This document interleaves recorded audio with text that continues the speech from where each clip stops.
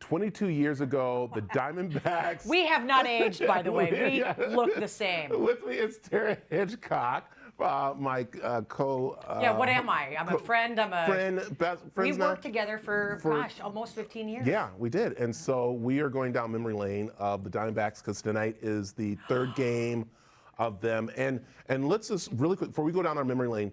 Let's talk about this team because this is kind of like an unknown team compared to when we had Luis Gonzalez, we had Randy Johnson, Kurt Schilling. We had all these big name people when they were playing the World Series. This time they're not.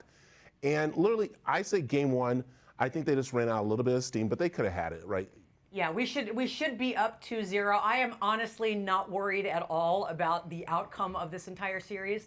I mean, it would be nice if we wrapped it up in the next 3 games. I don't know if we can pull that off. And I do love a game 6-7 scenario with a good outcome. But 22 years ago today, Brad, we were in Times Square for game 3. Yeah, and I want to show this jersey right here. This actually was the jersey that the Diamondbacks gave TV people when they first came. So they weren't even playing yet. They were building the stadium, and we got these jerseys. And this is the original one right there that I still have. Which is amazing. The one I'm wearing now is what we got after they won the World Series. Yep. So let's go down memory lane of us traveling to New York to cheer on our Diamondbacks game, our team. And you have to realize, New York fans are New York fans. So you got 2 people in Times Square, Halloween.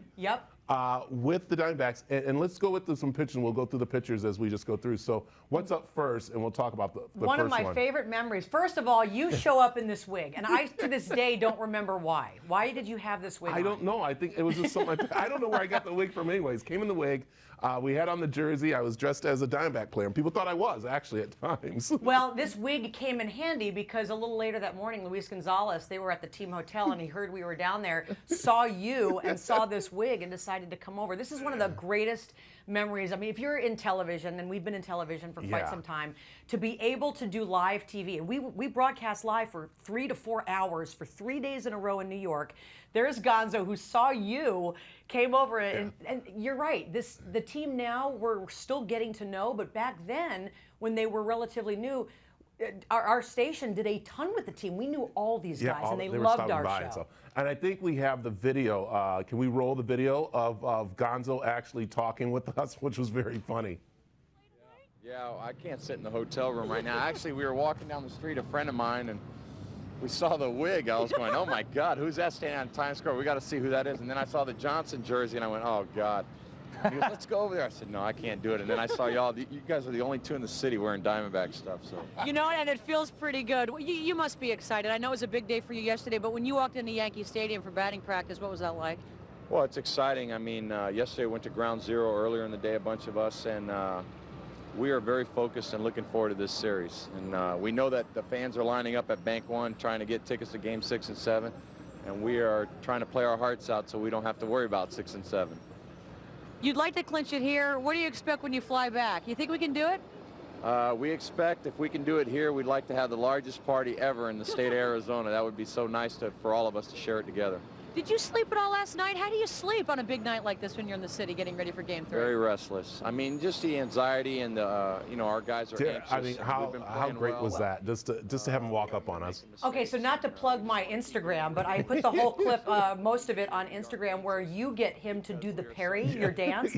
And I was legit worried he'd pull a muscle, because that was the morning of Game 3, and I thought, oh, if Gonzo gets injured doing the parry on television, I'll lose it. We had... I was going to say, not only did he stop by, but you had your good friend Dan Patrick stop by, too. Sportscasting legend Dan Patrick walked over. I feel like we killed it during our coverage. We had everything from the cheesecake that was in part of the bet between, at the time, Mayor Giuliani and Phoenix Mayor Skip Rimza. Dan Patrick came over. The Diamondbacks' wives came over. There you are showing Dan the parry. We had fans pop in. I mean, if you were to look at local television, there was nobody that did it better back in the day, and we just had so much fun. And we did, and in the parade and everything like that. Let's go to our memories of this outside of the TV, of being at the game, because you were at the final game. I was there too. It was, well, I don't remember how I ended up on the field. I know I had a press credential, and I think I worked my way literally to where the players were standing. So to watch then President George Bush throw out the first pitch, this was me. This is my view. This is my picture that I took. I'm right there. it was surreal. And as you know, this was a month after 9/11. I mean, the whole city, I didn't think we'd end up winning the series, clearly. And it did feel so special, even being in New York. Yeah. It was, again, probably one of the very best good. memories I've ever had. My best memory was I took my father-in-law at the time, who's never been to a World Series game at all, and took him to the final game thanks to my mentor and our friend Bob Lavinia. Bob Lavinia. Got me tickets too because I was in trouble. Anyways. That's a whole other That's another Daily story Mix we'll talk. episode. But it was just really nice that he was there and he started crying when Gonzo hit that last hit, and he's like, oh my gosh, I'm at a World Series game and the team wins and I'm here at it. And I think that was the best memory I ever could have to share with my father-in-law at the time. So yeah, I don't good. know how you beat that one, to be honest So, with you. That was so special. So Tara, thanks for stopping by. Go This is great. D-backs! Tonight, D-backs game is at 5, and then tomorrow at 5, hopefully we sweep both of them and then go home to play one more. So it should be good. Thanks for coming and bringing Thanks, those in. Brad. It's Good fun. to see you.